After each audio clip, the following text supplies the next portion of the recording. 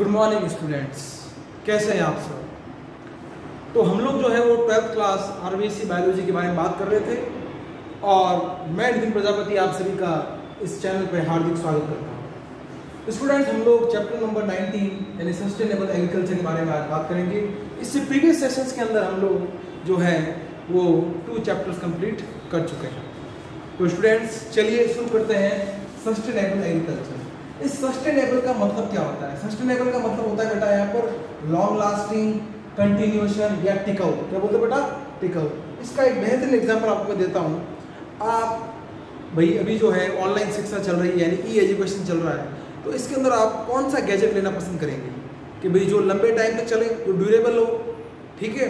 क्या आप ऐसा मोबाइल लेना पसंद करेंगे या ऐसा लैपटॉप लेना पसंद करेंगे जो 1 महीने या 2 महीने बाद में खराब हो जाए? तो आपका आंसर होगा नहीं सर। तो हम लोग जो है वो ऐसा गैजेट लेना पसंद करेंगे जो लंबे टाइम तक चले यानी टिकाऊ हो। क्या बेटा? टिकाऊ हो। यानी सस्टेनेबल मतलब होता है बेटा टिकाऊ। अब बात करते हैं एग्रीकल्चर की। एग्रीकल्चर क्या हो बेटा? कि खेती करना, कृषि करना, ठीक है? और लाइव स्टॉक यानी पशुधन। भाई सीधी सी बात है, कोई किसान जो होता है बेटा वो क्या करता है? वो सिर्फ क्या मतलब कि ना प्लांट्स को ही ग्रो करवाता नहीं, साथ साथ में वो एनिमल्स को भी पालता है यानी रियरिंग ऑफ एनिमल्स, जो कि पालतू होते हैं, जैसे गाय है, बकरी है वगैरह। तो सस्टेनेबल एग्रीकल्चर क्या होगा बेटा? Sustainable agriculture is a type of agriculture. Is a type of agriculture मतलब ये एक प्रकार की ऐसी कृषि है जो किस पे फोकस करती है बेटा? On producing long term crops, ठीक है? यानी जो लंबे टाइम तक चलती रहे और जिसका एनवायरमेंट में या तो जो मतलब हानिकारक प्रभाव है उसका हो ही ना, या फिर बहुत ही कम यानी मिनिमम इफेक्ट उसका हो, ठीक है? तो उसको बोलते हैं सस्टेनेबल एग्रीकल्चर। एक बार डेफिनेशन ले लेते हैं। Sustainable agriculture is a type of agriculture that focuses on producing long term crops and livestock while have minimum effect on environment. Sustainable agriculture is a good balance between the need for food productivity या food production and the preservation of ecological system with the environment। बेटा बहुत important line है। क्या बोल रहा है कि बेटा यहाँ पे क्या ये गुड बैलेंस है। क्या बेटा? गुड बैलेंस है। इसके बीच में जो भी जितनी हमारी जरूरत है फूड प्रोडक्शन की और साथ ही साथ इकोलॉजिकल सिस्टम यानी एनवायरनमेंट को भी बैलेंस कर रहा है। अब सस्टेनेबल एग्रीकल्चर के गोल्स क्या क्या होंगे? Conserving water. भाई सीधी सी बात है, अगर आप लोग जो है वो सस्टेनेबल एग्रीकल्चर करेंगे तो क्या होगा? उससे क्या होगा बेटा कि जो वाटर है, ठीक है, उसका क्या होगा? वाटर कंजर्व होगा, ठीक है?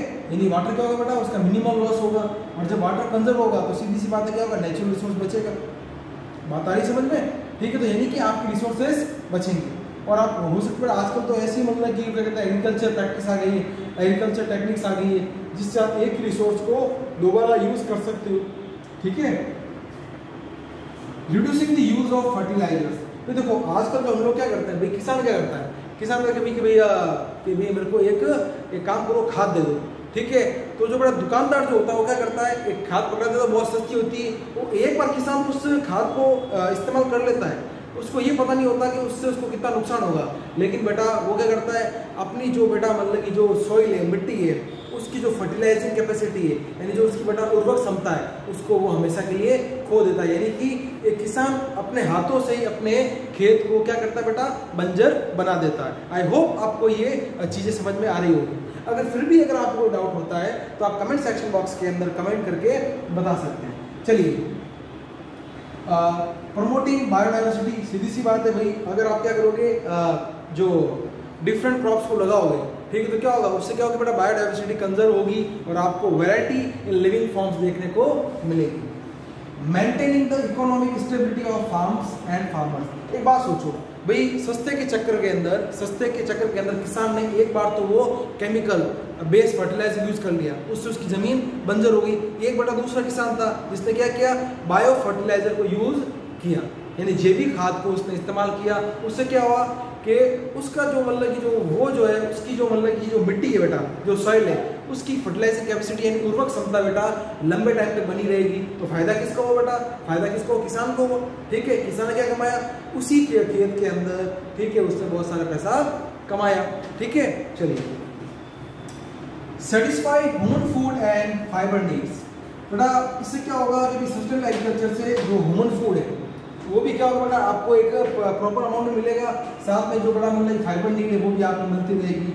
Efficient use of non renewable resources, अरे भाई सीधी सी बात है, नॉन रिन्यूएबल रिसोर्सेज जो होते हैं बेटा एक बार यूज करें वो खत्म होगा, उसकी क्वांटिटी खत्म होती जाएगी, तो क्यों ना आप उसको अच्छे तरीके से यूज करो, एफिशिएंट तरीके से यूज करो, जिससे क्या हो वो लंबे टाइम तक आपको मिलता रहे। तो अगर इस जो पोर्शन के अंदर आपको कोई डाउट है तो बेटा आप बता दीजिए, और मैं आपको देता हूँ 20 सेकेंड, आप इसे लिख सकते हैं।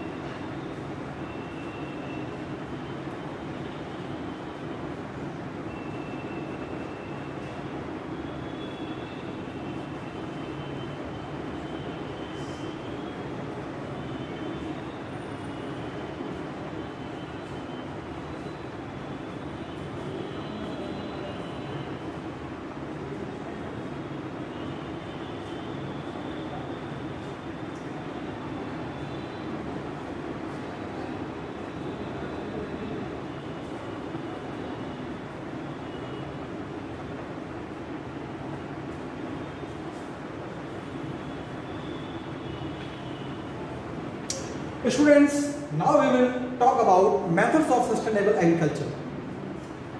तो बेटा फर्स्ट हम बात करेंगे, किसकी बात करेंगे, ऑर्गेनिक एग्रीकल्चर की, ठीक है। दूसरा मिक्स्ड फार्मिंग, तीसरा क्रॉप रोटेशन, और fourth use of bio pesticide. तो बड़ा सबसे पहले हम बात करेंगे यहाँ पर ऑर्गेनिक एग्रीकल्चर, ऑर्गेनिक फार्मिंग की। ऑर्गेनिक फार्मिंग क्या है? ऑर्गेनिक फार्मिंग बेटा एक मेथड है, टेक्निक है, जहाँ पे हम क्या करते हैं, हम खेती करते हैं बेटा, ठीक है, हम पशु को भी पालते हैं, हम खेती भी कर रहे हैं, हम पशु को भी पाल रहे हैं, लेकिन एक नेचुरल वे में, यानी प्राकृतिक रूप में। हमने किसी भी रसायन का इस्तेमाल किए बिना कोई खेती करते हैं तो उसे हम ऑर्गेनिक फार्मिंग या ऑर्गेनिक एग्रीकल्चर कहते हैं। आई होप स्टूडेंट्स आपको समझ में आ रहा होगा।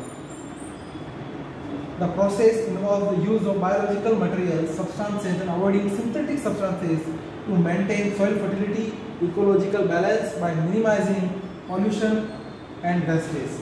क्या कर सकते बेटा? बहुत सिंपल चीज है, मैं बता रहा हूँ। ऐसा प्रोसेस जहाँ पे क्या हो रहा बेटा कि बायोलॉजिकल मटेरियल्स का इन्वॉल्वमेंट हो रहा है, उसको इन्वॉल्व कर रहे हैं, सब्सटेंस भी हम ऐसे सब्सटेंस यूज कर रहे हैं, ऐसे बायोलॉजिकल मटेरियल यूज कर रहे हैं जिससे कि क्या हो, सॉइल की फर्टिलिटी को नुकसान ना पहुंचे, सॉइल की फर्टिलिटी लंबे टाइम तक मेंटेन रहे, जिससे हम कृषि कर सके, हम एग्रीकल्चर प्रैक्टिस कर सके, साथ ही साथ इकोलॉजिकल बैलेंस बना रहे, यानी इकोसिस्टम भी बैलेंस रहे और पॉल्यूशन भी ना हो। तो ऐसा बेटा प्रोसेस क्या कहलाता है? Organic agriculture, organic farming. Organic farming जो है बेटा एक फार्मिंग मेथड है बेटा, जहाँ पर क्या कर रहे हैं, आप किसी क्रॉप को बेटा नर्चर करवा रहे हैं, ग्रो करवा रहे हैं, पाल रहे हैं, पोषित कर रहे हैं उस क्रॉप को बिना किसी सिंथेटिक बेस्ड फर्टिलाइजर और पेस्टिसाइड को यूज किए। चलिए, आई होप बच्चों आपको इस समझ में आ गया होगा। चलिए, now we discuss objectives of organic farming. अरे भाई, ऑर्गेनिक फार्मिंग के उद्देश्य क्या क्या है? चलिए शुरू कर लेते हैं। Increase soil fertility, soil fertility को इंक्रीज करेगा और मेंटेन करेगा फॉर लॉन्ग टाइम, और साथ ही साथ बेटा क्या करेगा, ये प्रमोट करेगा बायोलॉजिकल प्रोसेस को, माइक्रोब्स को, सॉइल ऑर्गेनिजम्स, प्लांट ऑर्गेनिज्म को in terms of agriculture practice. बेटा आप माइक्रोब्स को यूज करो, आप जो सॉइल ऑर्गेनिजम्स को यूज करो, आप प्लांट्स को यूज कर सकते हैं, ठीक है, जो क्या करे, जो उस पर्टिकुलर क्रॉप को क्या करे, उसकी जो फर्टिलिटी कैपेसिटी है, उसकी जो प्रोडक्टिविटी है, उसको एनहांस कर सके, यानी उसको बढ़ावा मिल सके। Use local agriculture processors and renewable resources of energy. मतलब ये क्या कहना चाहता है बच्चों? ये कहना चाहता है कि भैया लोकल एग्रीकल्चर प्रोसीजर इसको भी यूज करो, रिन्यूएबल रिसोर्स ऑफ एनर्जी को भी यूज करो, ठीक है। भैया अगर कोई खेत है बेटा, ठीक है, एक फार्म हाउस है, जहाँ पे आपने क्या किया बेटा, जहाँ पे आपने क्या किया, एक छोटा सा घर बना दिया या फिर उस पर एक सोलर प्लेट लगा दी, तो बेटा क्या होगा, अब आपको बेटा की जो पावर है, जो इलेक्ट्रिसिटी है, वो आप सोलर प्लेट के थ्रू ले सकते हैं। चलिए, फिर क्या होगा बेटा, increase the yield of high quality food materials. आप बेटा क्या करोगे, हाई क्वालिटी फूड मटेरियल्स को भी उसकी प्रोडक्टिविटी को यील्ड कर सकते हैं। रिमूव पॉल्यूशन, आप पॉल्यूशन को रिमूव कर सकते हैं। Bio fertilizer are following types, जैसे सिम्बायोटिक बैक्टीरिया, ये कहना चाहते हैं कि बायो फर्टिलाइजर कितने टाइप्स के होते हैं। तो पहला बेटा क्या होगा, सिम्बायोटिक बैक्टीरिया, दूसरा नॉन सिम्बायोटिक बैक्टीरिया, तीसरा ब्लू ग्रीन एल्गी जिसको हम सैंड बैक्टीरिया भी कहते हैं, माइकोराइजा और फॉस्फेट डिसॉल्विंग बैक्टीरिया, और sixth one is organic manure. तो बड़ा ये था जो हमारा आज का सेशन। अगर आपको ये सेशन पसंद आता है तो इसे लाइक कीजिए, सब्सक्राइब कीजिए, शेयर कीजिए और अपने फ्रेंड्स को बताइए बच्चों। तब तक के लिए बेटा bye bye, take care, have a nice day.